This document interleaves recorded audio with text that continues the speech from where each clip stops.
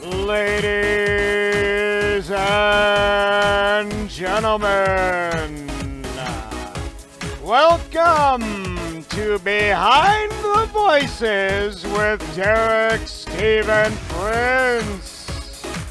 And now, your guests, Kiba Walker.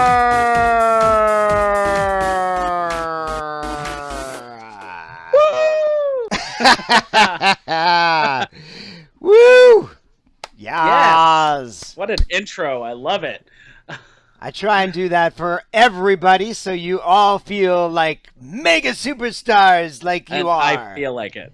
Absolutely. Well, guys, welcome to another Behind the Voices stream. Very, very excited for today.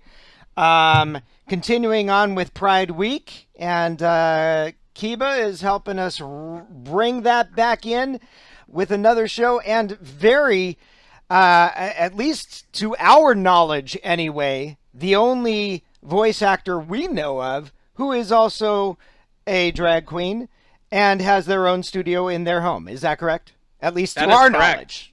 At least as far as I know, I claim the title, at least for now, until someone's like, it was me, and then maybe I'll relinquish it. But yes, as far as I know, I'm the only one. Yeah, absolutely. So, a little birdie was talking with me yesterday. Okay. All right. So, I'm going to verify whether some of these things are accurate. Or not. And it will kind of warm everybody up, let people know a little bit more about your background, because we all want to know how Kiba Walker became Kiba Walker. So, yes, bring it on. if I am not mistaken, and correct me if I'm wrong here, did you used to be in a boy band? I was in a boy band. So, back when I was 12, 13, I lived in Los Angeles. Okay. And so I came from the child acting background. That was where I started. And in fact, my whole career started based off of music and like dance. So I joined a group in Riverside, California called Rage Entertainment Complex. Okay. And their job was to do this program called Hollywood Launch. And what it was like an 8-week program where the performers involved in it would get like a checklist of things they had to do. So it was like acting lessons, singing lessons, recording time, outfits, everything. And so they put together a boy group of the boys, and I was one of them. The other two were Ross Lynch and Ryland Lynch from like Austin and Ally, R5, like a bunch of big Disney stuff now. Right. And then Will J, who's a great musician in LA as well. And we were the Heartbreakers, and we went out on stage at Universal Studios City Walk and performed a cover of Heartburn by NLT. Okay. And we performed in front of like Disney execs and MTV people, and it was so fun. But I was in a boy band, and that video is on YouTube still. Is it really? It is. Okay. It is. I went by AJ King in that boy group. That was my stage name. Okay. So you come from an acting background. Does that mean that somebody else in your family also did acting at one point in time? So my mom actually was started in music and choir and like was more of like a singer. So I came from that, but my uncle actually is kind of where I was like, oh my gosh, maybe acting is cool. His name is Jeffrey Johnson, and he does the voiceover work for like all the T-Mobile commercials. Okay. So he did a lot of voice work back in the day, and I remember talking to him about being like, that was the coolest thing. And so I really kind of got that kickstarted taking acting more seriously once talking to him, because at the time I didn't know what acting involved.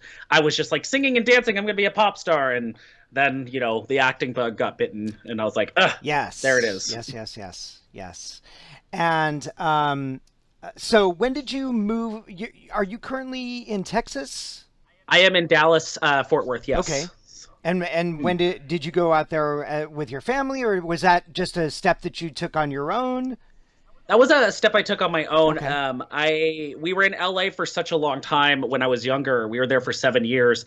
That my dad got work. He was an ROTC teacher and Army. So I come from an Army family. Okay. And he taught ROTC in like a bunch of different locations, and then he found a new job in Reno, Nevada. So we ended up moving to Reno from there, and then I went to high school. I went to college there. That's where I kind of got my acting training, a Okay. lot of it. And then around 2016, 2017, I decided like I was already doing a lot of voiceover work online.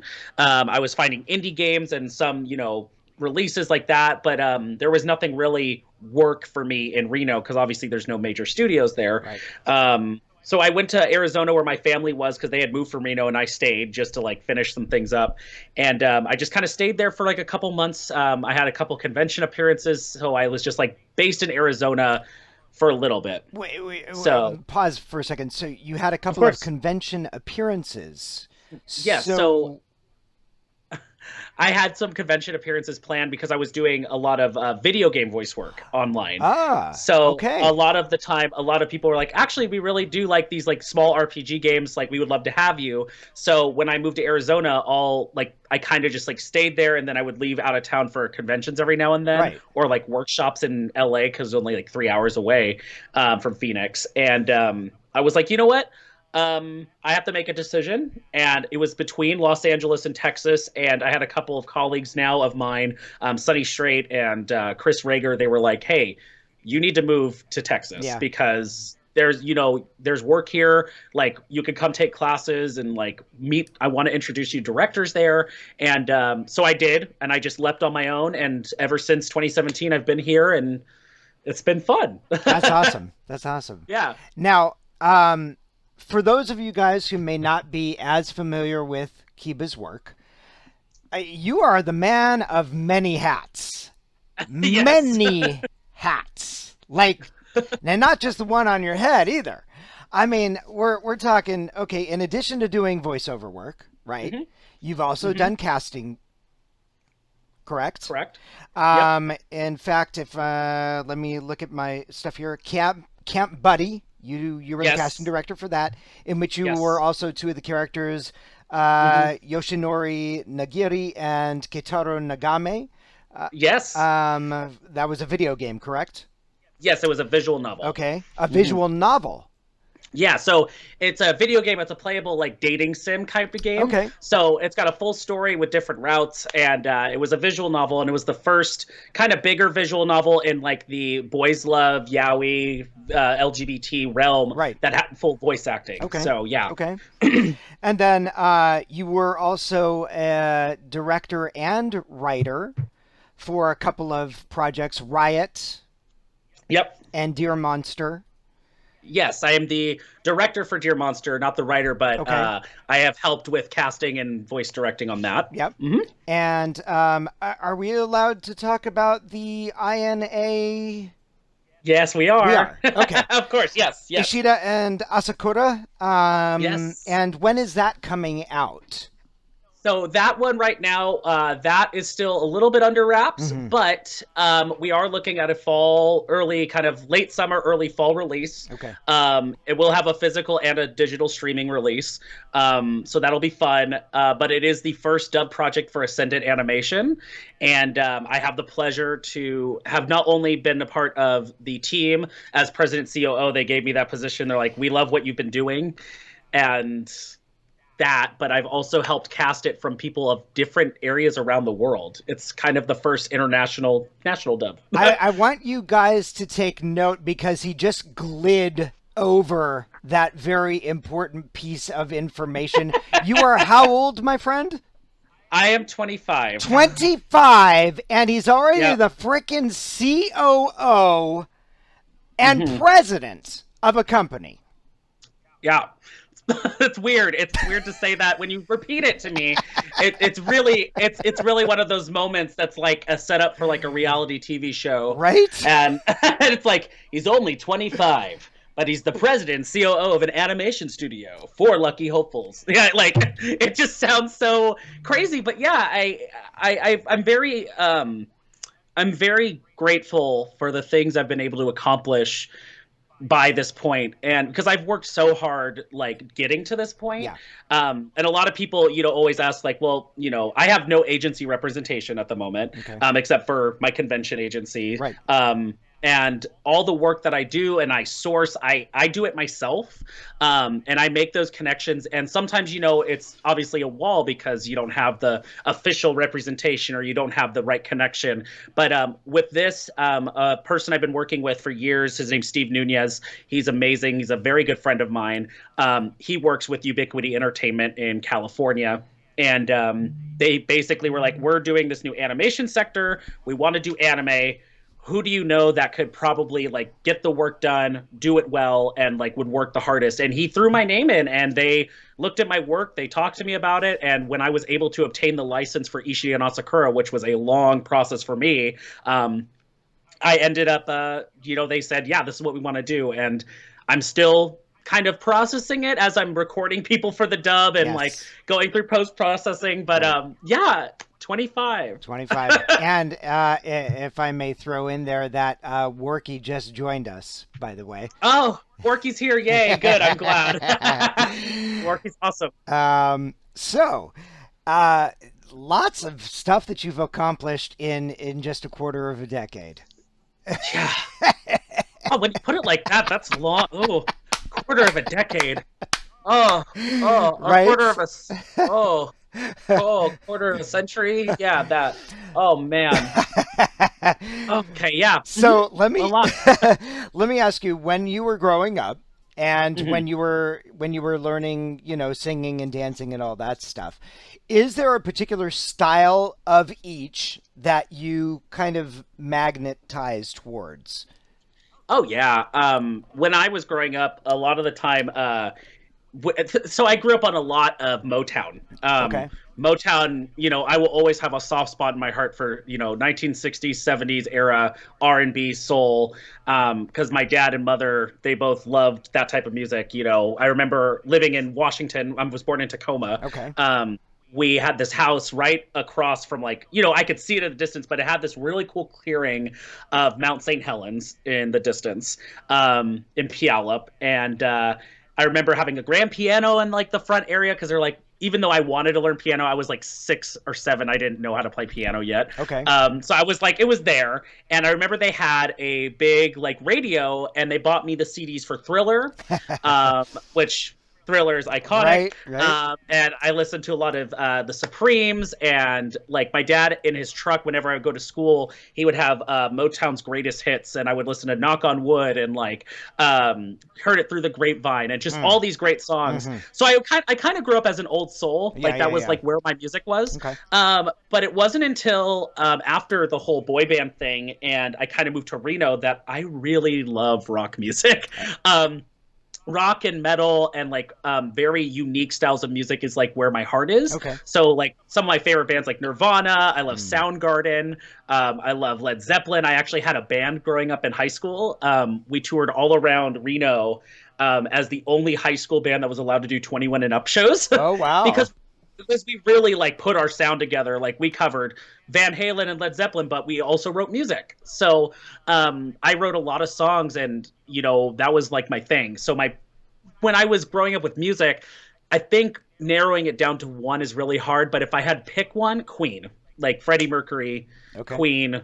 That's my go-to for anything and inspiration for everything. As for dance, I actually hated all styles of dance except for hip hop. Okay. And so like when my mom was like, no, you need to take everything because you're going to be on like the competition team. It'll help you like with everything. Right. So I took tap and I took ballet and jazz. And so I would say hip hop and tap were like my two, but now I actually teach dance here in Texas. Oh, really? So yeah, I teach for a school called Katy Conservatory, and they are a college prep musical theater training facility. Very cool. So I teach college level jazz, and I also teach a regular studio in Farmers Branch. I teach them jazz and hip hop. So that's my side thing that I do. Very cool. Very cool.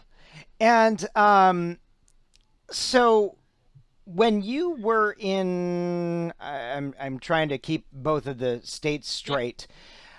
When you started doing the video games, that was in Arizona or Nevada? That was in Nevada. So in Nevada, when you started doing the video games and you were approached? Yeah, I actually was I was using a site called Behind the Voice Actors, actually. Yeah. Yeah, so and they had auditions in a section that was like a lot of fan stuff, but there were a couple original projects that would come up, Hmm. and I started auditioning for them, and I booked these like small, like, hey, I'm doing like a small animation for YouTube. I need voice actors, so I would do the voices for those, and it wasn't until about a year or so after I started doing voice work, so like 2013, 2014, I signed up for voices.com. Okay. And they had one audition on there for a game called Earthlock Festival of Magic.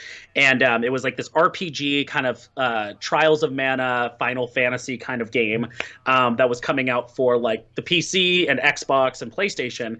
And at first I was like, I'm just going to audition for these because it's just fighting noises. It's all efforts. Right. So I auditioned, and then I got a call back like the week later, and they're like, we want to cast you as these two characters. And I was like, two characters? I was expecting zero. So that's cool. Um, and I remember they approached me, and I didn't realize like how big the project was going to be because they just said, you know how it is. They're just like, this is the character named Man One. Right. And then I realized that it was the two main characters of the game. And so I ended up playing this, 17-year-old like rogue hunter and then his little 3-foot tall hog bunny companion. Mm-hmm. So I ended up doing both ends of my range as the same characters. And I was just like, that was the first major game I was like a part of that was like going to be sold in stores. And I was so stoked. So after that, everybody started reaching out to me about indie games and visual novels. And that was just kind of where it kickstarted. Wow, that's cool. So when did the anime bug hit you? Oh man. So the anime bug hit me a long time ago. Okay. Like let me just say I'll fanboy for a second because you're interviewing me here. So you've been a part of my childhood for a very long time. Digimon, Kingdom Hearts, like literally Naruto. Yeah. All the stuff you've done like has inspired. Like I wanted to be a Digidestined when I was a young kid, Aww. and I still do. Like I would still be a Digidestined. That'd be awesome. But it was really like Naruto that actually inspired me to like kind of go forward in like I could be any like I would be cool to be in like a show like this. And that was such a big part of me. And I think the anime bug for voiceover bit me when I kind of started exploring what voiceover was as a career. Yeah. Because I would go to anime conventions and I actually, got to meet Miley Flanagan, which she's fantastic. Absolutely. And she was talking about like the ways that it was like to record in the booth. Like for the first time ever, I'm hearing how it worked. And I think after like, that was my kind of like first goal. I was like, if I can do enough credits to like get a resume built up and work and take the classes, maybe I can be in a position where I can do anime. Right. And I was at a convention as a guest in Texas for the first time. I was in Reno still, or no, I was in Arizona at the time. Got to think of the times. Yeah. And they flew me out for AllCon in Dallas. And I was there with Worky and a bunch of other people. And I was and Neil Kaplan.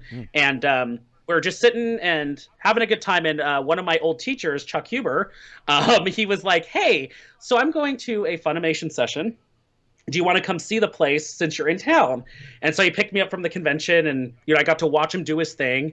And when I was there, one of the directors was like, hey, I need boys. Do you want to be in this show? And I was like, are you serious? And he's like, yeah.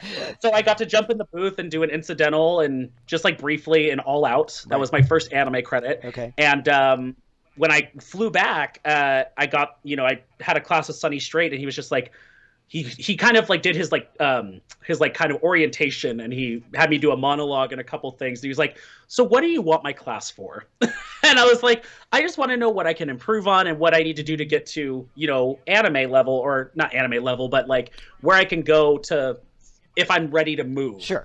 And he was like, honestly, you could come here now and get work.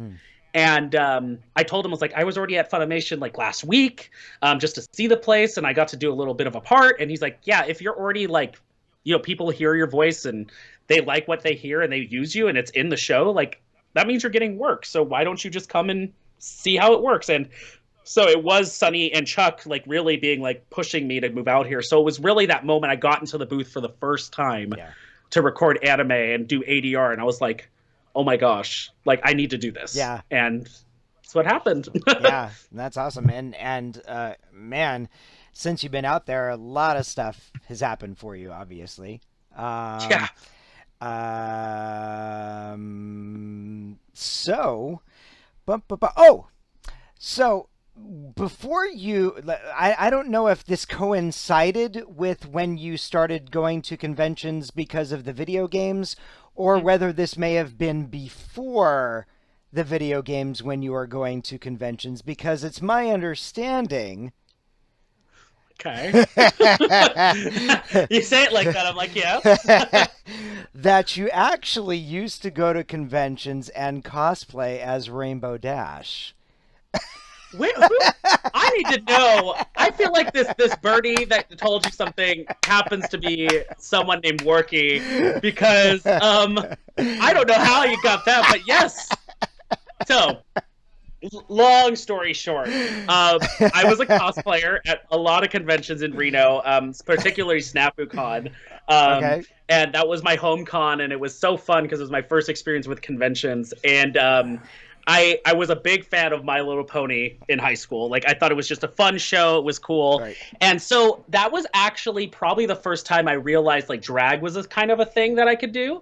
And I just literally would go to like the Ross and like a bunch of places like Savers and find like these secondhand clothes and like put together like a humanized version and like get wigs off of Amazon and build stuff like tutorials on how to make like ears and like all this stuff, like fun, silly things. And yeah, I started going to conventions. I was known as the Rainbow Dash cosplayer, because I just like, I did it in a way that was like, I wasn't going to be in like a full pony outfit, or I was like the only boy who was doing drag as like this character. And I just had fun with it. And I remember the last time I did Rainbow Dash was at SAC Anime in like 2013. Okay. And I had sewn this beautiful like this beautiful rainbow gown with clouds attached to it, and like went to this convention, and then the outfit fell apart at the convention, and I was just like, I'm done cosplaying for a while, just because I was like, I'm so tired of bringing all this stuff, and it's like not it's just so much. Yeah. But yeah, I used to go to conventions, and it was because I was like, my friends were like, hey, we have a group. Maybe you can be the Rainbow Dash, or you can be this character.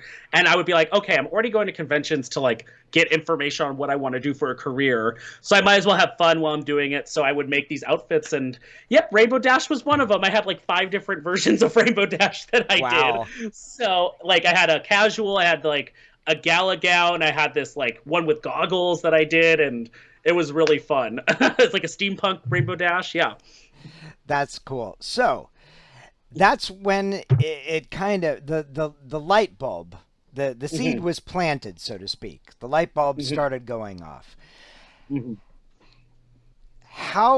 Was there a specific event after that happened, somewhere where it's like the connections just started coming together, and it's like, I have to create this character, which is now Salem Moon?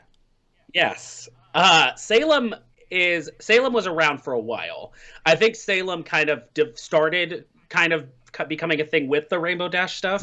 But the event that kind of kickstarted me in a way that I kind of looked at drag as it's same thing that happened with voiceover. Like I was already doing, acting, and I was already doing cosplaying. And I was like, let me look at a different facet of both. And Salem kind of came from this. I did pageants as a boy. I did Mr. like LGBT America. I'm actually the still reigning title holder from like 2016 for Northern Nevada. Yeah. Yeah. Okay. Yeah, so I did a pageant as a boy, and you question and answer, did a talent because I sang, and I kind of did this androgynous look for my presentation in that pageant, and I won for the Northern Nevada division. And it was probably after that when I started doing like the Pride festivals.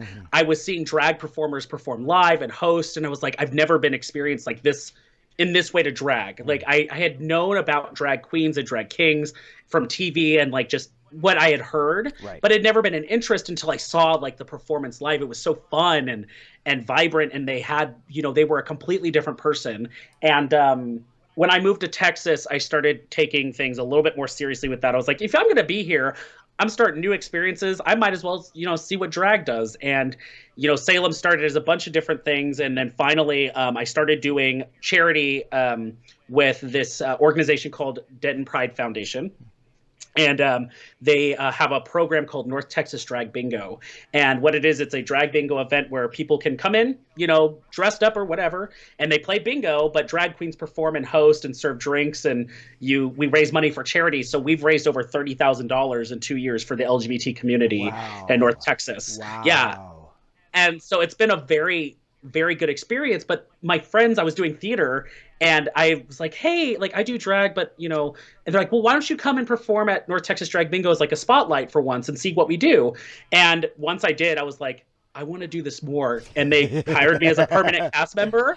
And I developed Salem through that. Like I literally, every time we had a drag bingo, I had to come up with something new. So I was challenging myself to be this new creation. Yeah. And once I had done that, I started, doing pageants, and I started making outfits, and I started like getting new wigs and like new styles. And then Salem developed in what you had posted as the picture today. Right. Like she's a way for me to be a character that's confident and sassy, and it uses my feminine side, but also for me, Salem is an outlet for creativity that I have never had access to, that voiceover has helped with, but I think having drag at the same time has been like just so euphoric. And she's a big part of me now, like a really big part of me. Yeah. That's awesome. And I have to give you some kudos for a second. I'm gonna unfortunately embarrass somebody else now. Okay. So when I posted the picture, Lauren, who's my girlfriend, said, "Yep, I have to get makeup tips." Yay! Yay! I'm doing something right with makeup. Oh, that's been a struggle for years. I'm so glad it looks good. Yeah. I'd be happy to help you out with makeup. Flawless. Yes. Yes. Oh, that's so cool. That's so cool. Thank you. How did you wind up picking the name? So funny enough, I had a bunch of different names for Salem. Originally it was Charisma, with a K, and it just didn't work for me. I was like, it wasn't the thing. And then, I turned into Midoriya Sour, which was like, awful name.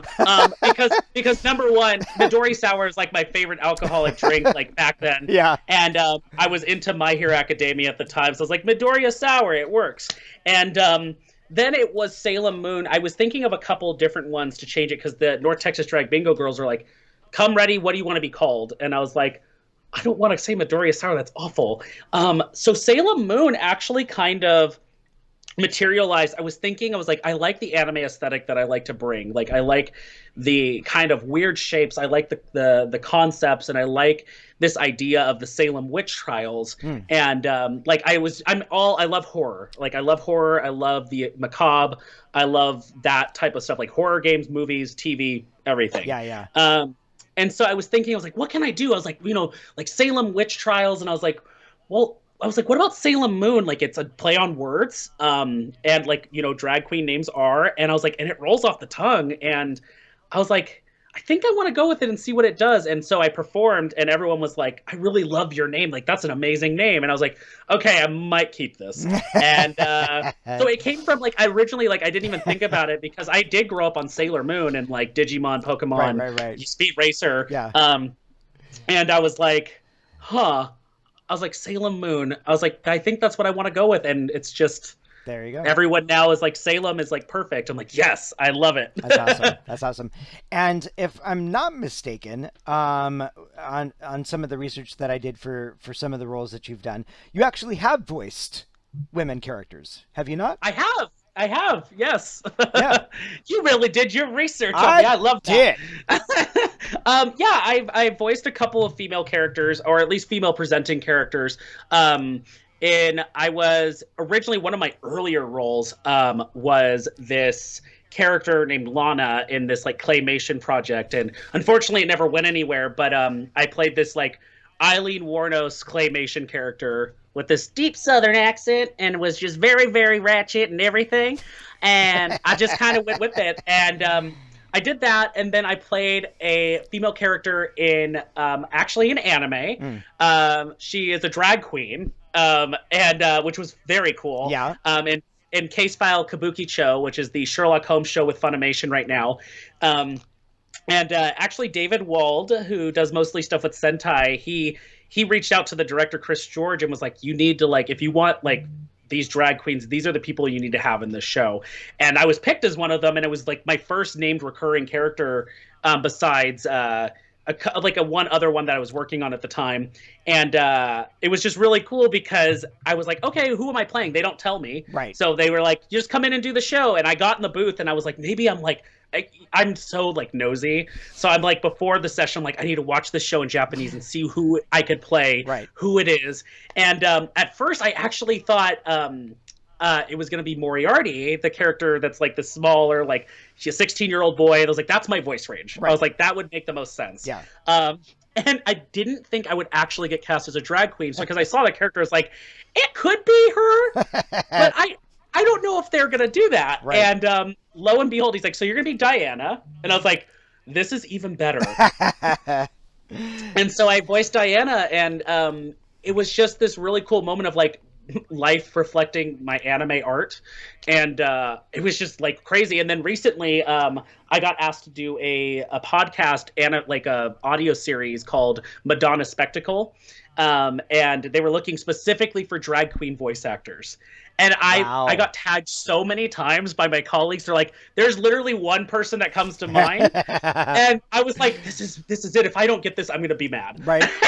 And I got picked, and so I did this 11-episode podcast series as Madonna Spectacle, and she's this drag queen who goes through life and, has all these different experiences that happen, and she self-narrates, and it's just really cool having, the range to do something like that, but also get to experience these characters because I can pull personally from them and be like, this is literally coming from my life. So yeah, I've had that very weird opportunity, but I'm very grateful to be able to say I've played female characters too. That's awesome. Now, when you did the claymation one, which is the first time that you actually did it, was that before or after you had already started doing drag?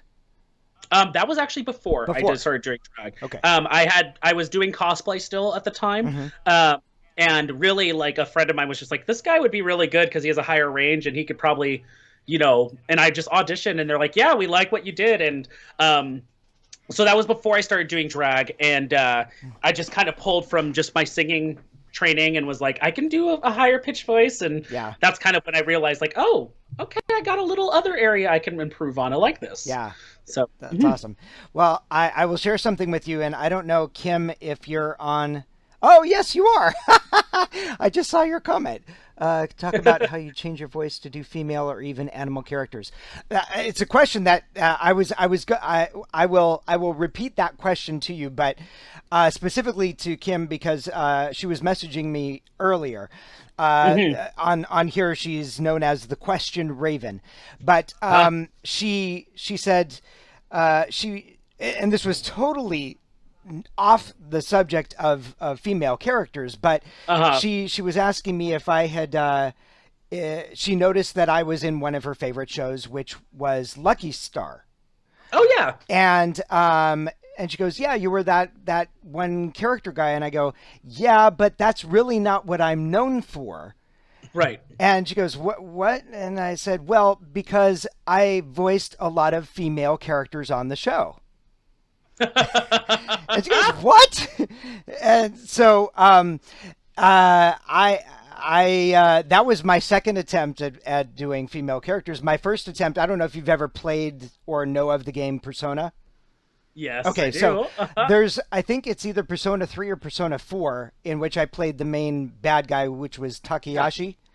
Or Takaya. I can't remember what his name was. Yeah. I know who you're talking about. Yeah. So, you know how they keep you around after you're done recording? It's like you've got some time left. We're already done with you, but maybe you can do some filling in for some stuff. And so when we were going through, there's this one scene, I guess, where the main character's on this train, and the Okay. train is going from one town to another town in Japan. And initially, the director wanted me to go ahead and voice, like one of the people that takes tickets or something like that. Yeah. And we were watching the scene, and so I don't know how it came. I don't know where I got this idea from, but I said, I'm hearing the person that's actually doing the train announcer, like the Right. announcing for the train. Uh-huh. And he goes, "Yeah, that's a female." And I go, "I know. Is it okay if I give it a shot?" And he goes, "What?" As they always do. and I did, and that was so I did it, and that was my introduction to doing female voices as well. So That's so cool. That is so cool. And that's funny because I had a similar experience when I did my first anime role, just like the incidental stuff in All Out. And the director at the time, like, he was going through the episodes. He's like, well, I have these nurse characters, but you probably couldn't do that. And I was like, oh, would you like me to help you out, sir? And he was like, was that you? And I was like, yeah. And he's like, I want to do it, but I can't. And I was like, oh, come on. And so it's just funny that, like, sometimes the directors are like, oh, but that's a female. I'm like, just wait. We can trust us. We can do it. yeah, and you know what? That's awesome. It's so funny, but things happen for a reason. Like Yeah. it's like a domino effect, and I don't think I ever would have done that if. Here's another confession, everybody. I know, shocking confession day. Time. I don't think I ever would have done that if in high school I had not done a drag character for a musical. I know, it's crazy. What show is this? Okay, was it Hairspray? No, it was not. Oh, okay. I have to know. No, now. okay, so oh my gosh. It's I'm blanking on the title. Chicago. Oh, wait. But were you Mary Sunshine? No. So Oh. here's the deal. You know the show. I do know the show. Yes. So Yes. Mary Sunshine is like a soprano. I am Yeah. so not a soprano. Like, I don't know if you can tell just from hearing the quality in my voice, but it's Just like a tiny bit. so not a soprano. Lyric Yeah. baritone maybe, but not a soprano. And the people that they had who could sing soprano didn't really fit that character as far as Right. Little Mary Sunshine. Mm-hmm. But the director still wanted that role, that twist, to happen with another character. So I was cast as the matron Mama Morton. I know, That's right? so cool. What? Oh, that is awesome. Yeah. So I definitely not nearly as much experience as you, and it's okay. That one time was perfect, but I got to do. I've always that's like a dream of mine. I want to do Kinky Boots in drag because I want to be Lola, and that'd be great. But I actually had a chance to do a musical in drag of a character that's usually female. I got to be Magenta in Rocky Horror Picture Show. Nice. So I got to do that whole thing with like the big magenta hair and like this maid outfit, and everyone was like, "Oh my gosh!" Like, did their makeup, and I was like, I did my own makeup, and it was like credited as Salem Moon. So it was like the first time I had gotten to do like a drag character, like not even a drag character, a female character in drag. And it was just, it was so fun. I thought that's so cool. Yeah. Oh, and where I went to school, Carnegie Mellon University, the people in our class, it's one of those situations where you just, slowly dwindle down from the number of freshmen to the number of people who make it to their senior year. And we started off with like 45 and we wound up with like 18. And one of those people that was in my class, I'm always proud to say this. I haven't talked to him in years. I've tried friending him. He doesn't have like a friend accept anymore, but Billy Porter was in my class. I love Billy Porter. I know so much. He is so fantastic. He's so talented. Oh, he's so good. Oh my gosh, that's so cool. What a small world that is. Totally. That's awesome. Totally small world. Yeah. So We have been chatting each other's ears off. I am going to go to see the questions that we might Okay. have for you. Let me see if there. How do I? Bum, bum, bum, bum, bum. Is there a way to do that on the side? Oh yeah, there we go. Okay, cool, awesome, yeah. Um. Uh. Uh. Uh. Okay. Hopefully you guys can still see me, like camera wise. Can you still see me, Kiba? I can see you. Okay, cool. Yeah. Then hopefully you guys should still be able to see me as well. All right. So, um, well, you're getting a lot of compliments for sure. Oh, good. So, Oh, good. let me start with the following. So, Ben, who is watching us from the United Kingdom as we speak, Hello. he he just says he loves your Brute Loop shirt. Yes, my Brute Loop shirt. Oh, great shirt. He has one with Tartarus holding the bomb with the original Ah, Griff baller. I love that. Funny story about this shirt. I used to actually host GameStop Oh, TV. okay. I was a correspondent for them, and they would give us clothes to like have on set, and they were like, "Here, like this is from Jinx, and you can have this clothing and wear it, like mix and match outfits." And so this shirt was one of the shirts I got, and I remember seeing it. And Eric Conway, who was helping me backstage, he's like, "So which shirt do you really like?" And I was like, "Oh my gosh, I'm a big Halo fan. Like, you have to give me this shirt." And so I got it, and it's like one of my favorite shirts, and it's Yes. just so good. That's awesome. That's awesome. Yeah. Aaron, who is a big Disney fan, but is also a fan of anime as well, wants to know Okay. what kind of musicals. Is there a particular type of musical that you like? Or can you Oh just name yeah. a couple of your favorites? Oh yeah, a couple of my favorites off the bat. I'm a huge fan of Heathers the musical. I think it's great. I love '80s aesthetic type Mm, musicals. So I like pop rock musicals. So Heathers. I love Kinky Boots. Big fan of yeah. Hamilton. I mean Yeah. Hamilton. Right. But some of like my favorites, like I had the privilege of playing in Next to Normal, which is a very important story. Mm, And I love that show. And I would say Beetlejuice is really great. But I think musicals, like a type of musical. Oh, I just had it. Uh, oh my gosh. Blew my mind. Okay. Well, I lost it, but I like a lot of mm. musicals. American Psycho, the musical, is What? great. Yeah, so American Psycho is written by Duncan Sheik, who did Spring Awakening. Yeah. And so it's a literal like 80s, 90s, like weird synth pop musical.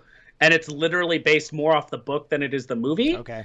But it is so good. And what's his name? The doctor. Oh my gosh, Matt Smith. Is that his name?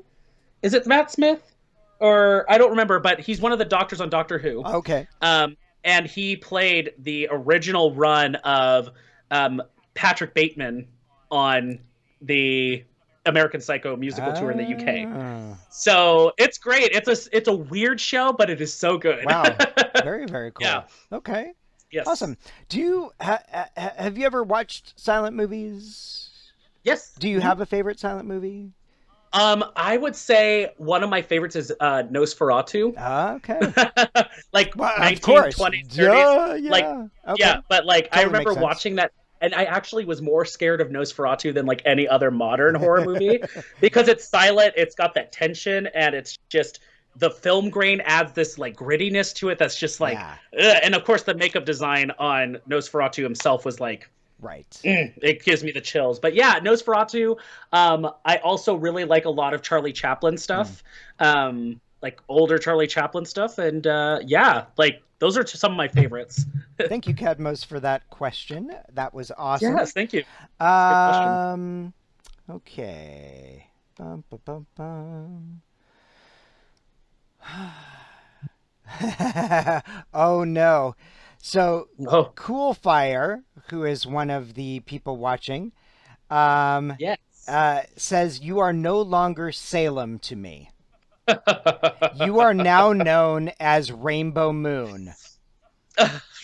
So Cool Fire. Uh, His name is Patrick Michaels, and he's the creator of the show called The Three in Fort Worth. It's a drag competition, Okay. and I actually won the third season of that All show, right. and so that's where I got the crown and all that Right, stuff. right. And so we play PlayStation together, and he's one of my favorite people, and he runs the shows. He's a very great friend of Yeah. mine. So now I'm not going to hear the end of it because you brought up Rainbow Dash, and he's like, "Yep, it's going to be Rainbow Dash Moon or Rainbow Dashy, Rainbow Moon." Yes, Patrick. That's awesome. Um, this is a question from Kim. Question Okay. Raven. Do your Rainbow Dash cosplays get worked in with Salem? I haven't yet. I had her wig, or the Rainbow Dash Mm. wig for. I was gonna keep it, but then I ended up giving it to my drag daughter. So that because her aesthetic is more of that like, um, kind of like punk alternative that she wants to go with. So I was like, here, have this rainbow scene wig that's like very nice, and I haven't used since Rainbow Dash. Okay. So she now has it, but I haven't worked any Rainbow Dash. I've thought about it, but I think Salem would be more of a like a rarity or like another type of pony. Yeah. Okay. So a lot of a different color style. But I have thought about it in the past. So Okay. yeah. Cool. Cool. Cool. Kyle has a question for you. His old Okay. reliable question he asks all the voiceover guests. Your Okay. favorite sandwich? I know it's Oh going to be the man, hardest question of the night. that is a hard question. So I'd say like I love a lot. Okay. I food is great. Food is one of my favorite things in the world, which is, I love a lot of different types of food. One of my favorite things are like cheeseburgers, but Mm. I love a good sandwich. So if you can get me a good club sandwich, like turkey, the ham, cheese with like lettuce, tomato, mayo, bacon, like all that up, Yeah.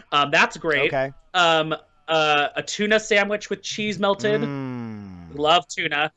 But it's gonna sound weird. So my mom, growing up, would make me. She made okay. So my mom used to get these sandwiches made for her, and it was something they ate when they didn't really have a lot of money. Mm. So when I was growing up, my mom really tried hard to get me to try this type of sandwich, and it wasn't until like I was in college when I was like at my first apartment, my mom's like, "Here, just make yourself this sandwich." And ever since I've tried it, it is something that I go to, and it is probably the weirdest thing, but if you try it, it's actually really good. Is a peanut butter and pickle sandwich. Yeah.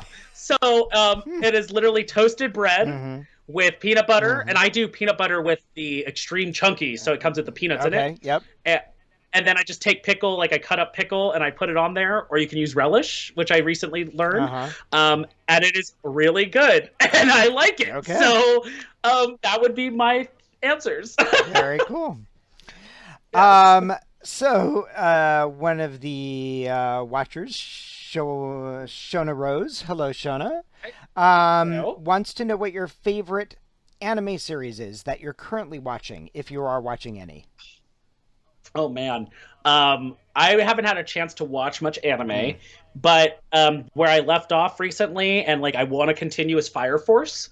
I think that show is wonderful. My Hero Academia, of course, is like Mm. near and dear to my heart. I love that show. Yeah. But I would say something that I've been bad about, but my roommates and I like we want to watch this show. We started watching. It's called Moribito, and it's I actually kind of like it a lot, and it's my boyfriend's favorite Yeah. show. So he's like, I need you to watch this. So he put it on, and he has the DVD box set, and we just haven't watched it since. But I would like to continue it at some point. But yeah, those are my three: Fire Force, My Hero, and Moribito. That's awesome. Yeah. That's awesome. Okay. Oh, Patrick wants to know what is next for Salem Moon. Whew. What is next for Salem Moon? I've been so busy with so at the same time of doing Ascendant animation with Ishida and Asakura and working on this dub, which by the way, I'm literally ADR director and ADR writer for it. Wow. So I spent literally not only was Cole, my boyfriend who is helping with it, he speaks Japanese, so he reached out to Mm. Japan with me and we would stay up until like 5 in the morning waiting for a response and from Japan. And we went back and forth with contracting and licensing. And so finally, when we got it, we got all the materials. I'm like, I have to write this. So I ended up writing the show and watching the lip flaps. And I also did the time coding. So it was a lot of process. And so now that we're like almost done with recording, it's been great because at the same time, I also do a bi-weekly show called The Coven on Twitch. Okay. And it is Salem Moon's drag show. It's a digital drag show. So for people who never get to go to drag shows in general, but also people, obviously, bars are closed. Right. You can't go and watch a live drag show, but this is a live drag show. So every other week I have 2 shows a weekend, a Saturday and Sunday show, and I host live in drag, like I'm sitting here.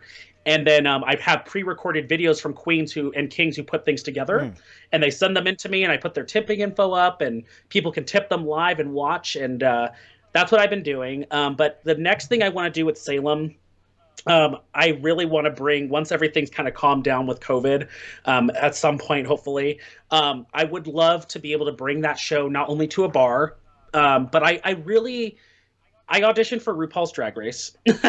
So I auditioned for that, and I didn't get into this season, obviously, but I'm going to keep doing that, and I want to maybe audition for a show called Dragula, which is like a horror-themed drag show. Yeah. And but my biggest thing, I think, for Salem is I just want to continue improving myself and giving people a chance to perform that you normally don't because maybe they're too scared or they don't have the right means.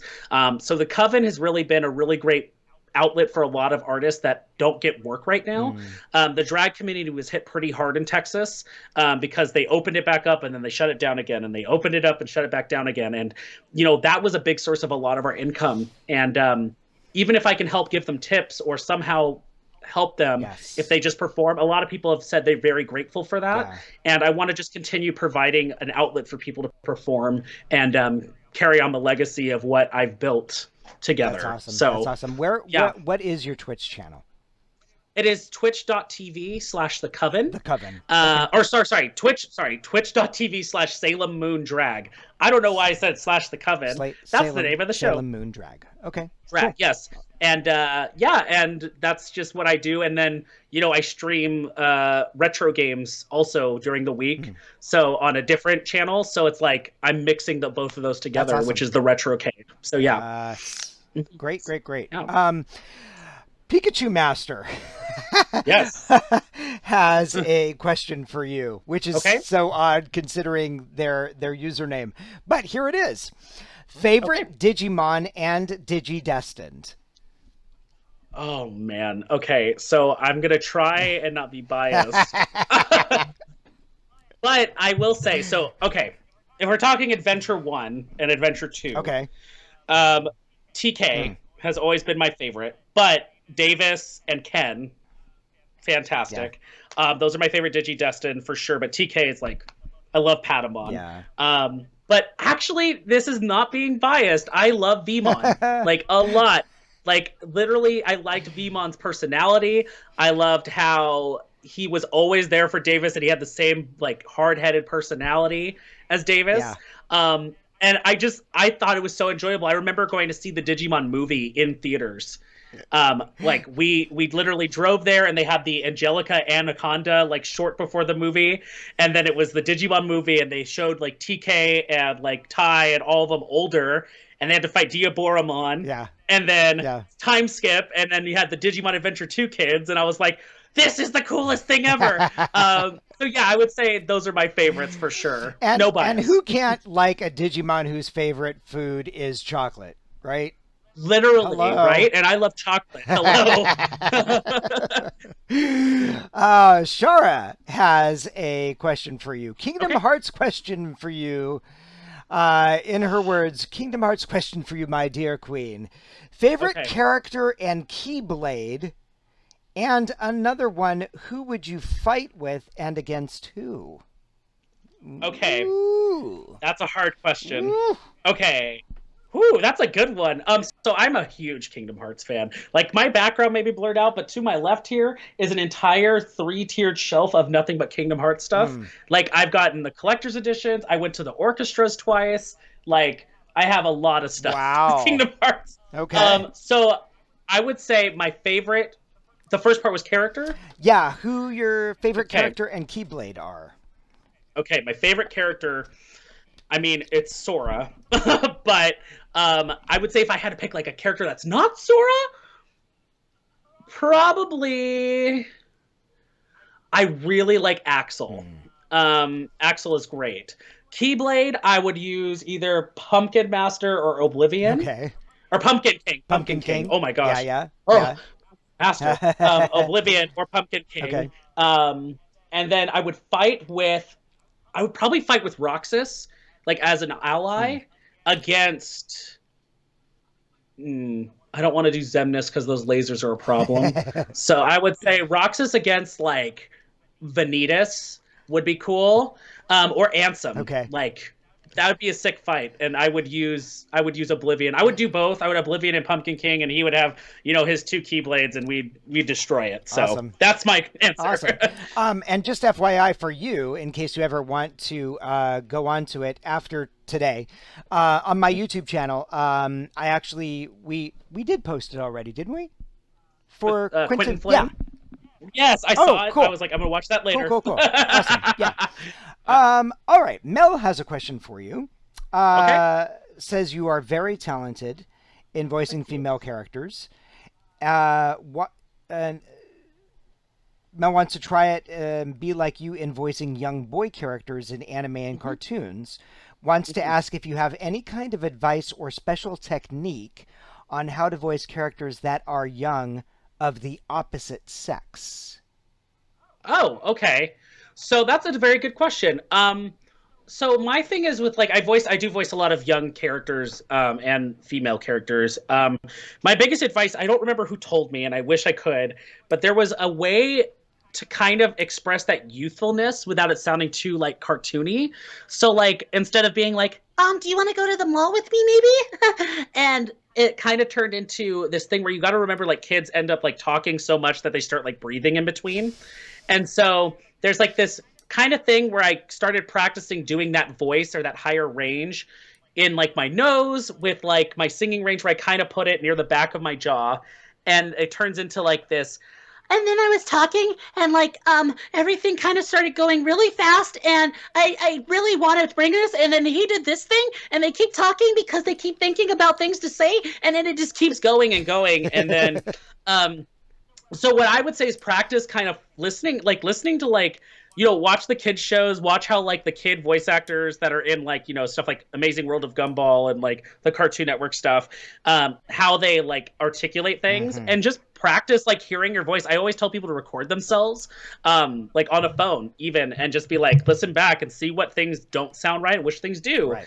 and then just find the little things that kids tend to do with their voice that you can mimic because at the end of the day it's all about that natural kind of sound.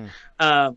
But with opposite sex, like I haven't had the chance to voice like female young characters, but if you're a female voice actor and you want to voice boy characters, it's all about the roughness and the timing of like how much they talk.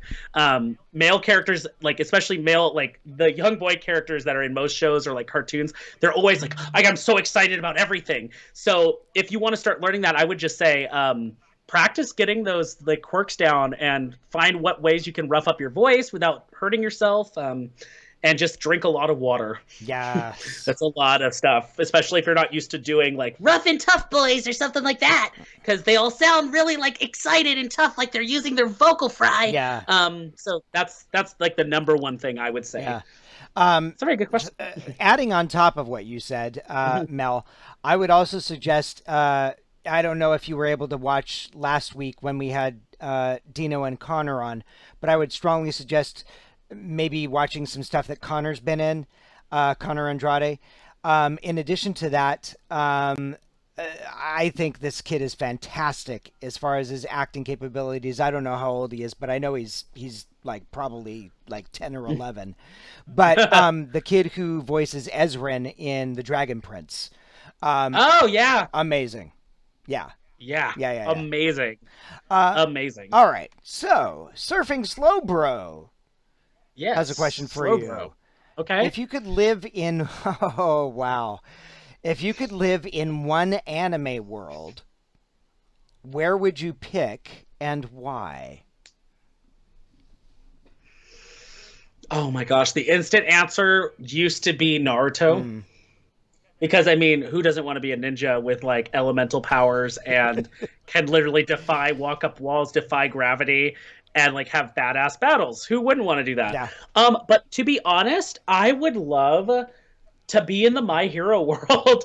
I think being a superhero kind of trumps ninja a little bit because I mean a quirk like the way they did that show and they did the manga was like they told everybody that they were all individually different and like had their own quirks and it wasn't like a detriment, it was something that was celebrated.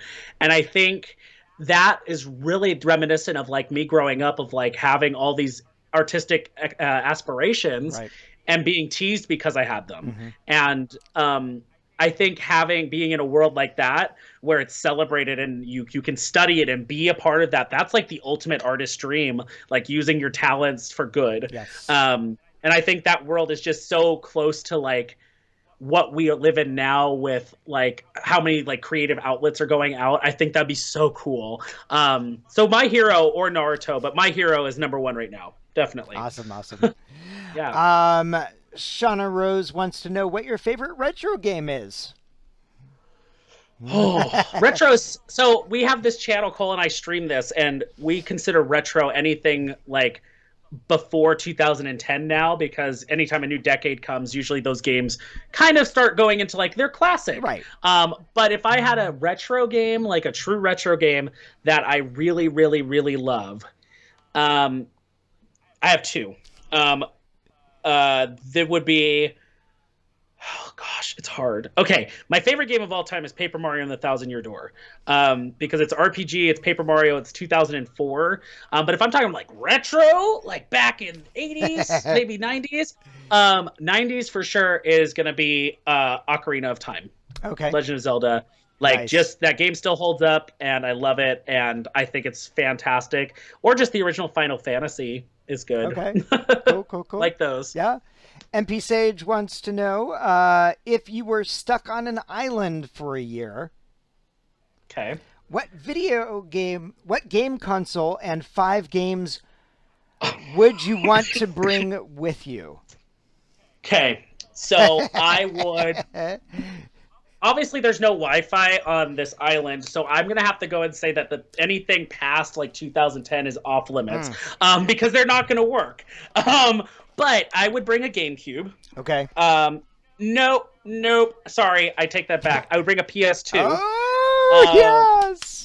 Because Kingdom Hearts. Yeah. So Kingdom Hearts 1 and 2. I would bring Jack 3. I would bring. What other games did I play on PS2 that I really liked? I would bring Final Fantasy X.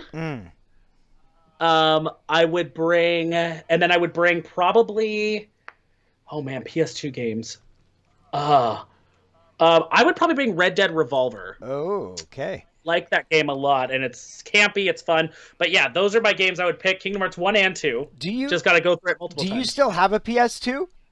Oh, I literally, 1 second. Yay! You mean this thing right here? Oh That's my blurred God, out? yes! So I still have a PS2. We have a retro game. I'm going to suggest a game to you. Okay. Only because it's not because I'm in it, but it's only because, and I can only say this speaking from what other people have told me. Like, for a lot of the anime games from that era, right? Okay. And especially the PS2 era, there's one game that really stands out with a lot of people, and it's based on 2D graphics. But the way that the 2D graphics are set up in the game is that you almost have it as like the characters are lifted out from the background. Oh, okay. And they're moving around, but it's still 2-dimensional. But anyway, the game is called Odin Sphere. Oh, Odin Sphere. I've been wanting to play Odin Sphere. Like, I had it on my list for a long time. a couple years back because one of my friends like introduced me to it, but I never like picked it up. And so I finally have a PS2 now. So Odin Sphere. Oh my gosh, you reminded me of that, and I love that. So I'm gonna have to play that. Okay. There you go. Odin Sphere. Okay. There we go. All right. So last two questions for you, Okay. and they're both from the same person, Okay. who I believe you know very well. Okay, I think I do maybe. Cinnamon Twig. Oh yeah, that's my drag daughter. So this question is for Salem Moon. What are your tips for upcoming musical theater actors? Very good question. As Salem Moon. As Salem Moon. Okay. So, the tip for a lot of upcoming musical theater actors, I would have to say, number one, when you go and audition for any musical theater show, don't show that you are messing up on anything. Just keep going and be confident in what you do. Because at the end of the day, the casting directors want you to succeed. They don't want you to fail. So there's no time for you to tell them you're sorry or say, oh, can I do that again because I messed up? Just do it, have fun, laugh it off. And it shows that you're easy to work with and you're also very flexible and you're not going to freak out over little things.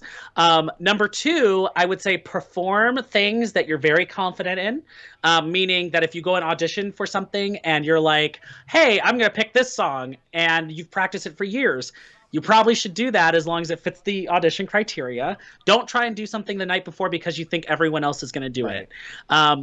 Don't be afraid to make bold choices. They love seeing bold choices with most theaters because everyone who's auditioning for Wicked is probably going to do something from Beauty and the Beast or Wizard of Oz, and it's going to be the same song 5 times in a row. If you want to stand out, do something that's outside the box that shows off who you are.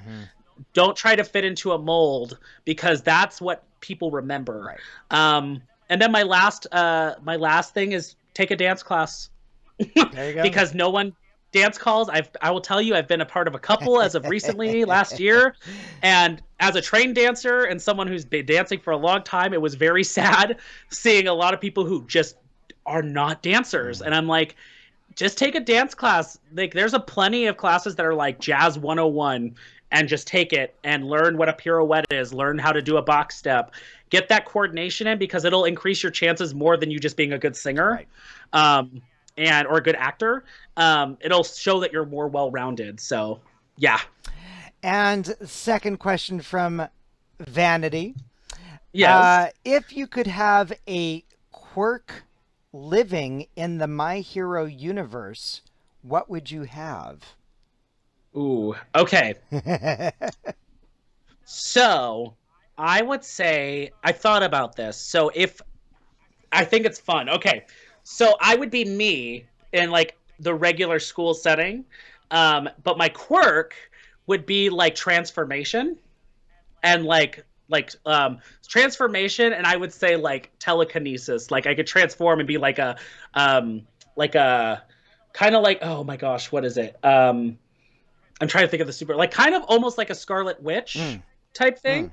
And it would be Salem Moon would be my identity as a hero. Right. So I'd transform into Salem Moon from Kiba, and then it would be like Scarlet Witchy type quirk where I could use like matter or my mind to like move things and attack with. So that's what I would do if I lived in the My Hero universe. That's awesome. Yes. Awesome. All right. Well, that is all the questions that we have, my friend. Yay. And it has been such an awesome pleasure being able to hang out with you. And hopefully, one day when everything goes back to quote unquote normal, and we can all go back to conventions, hopefully we'll get to hang out sometime. I would love that. And again, thank you for having me. It has been such a blast and such an honor to talk with you. Yes. And I would love to go back to conventions, and hopefully we'll be at the same one. Yes. Yes. All right, guys, hang out for a couple minutes, Kiba, while I wrap things up. Okay. So please, until Friday, be good humans. Keep your feet on the ground, but reach for the stars. Love you all. Kiba, stay with me. Yes, of course.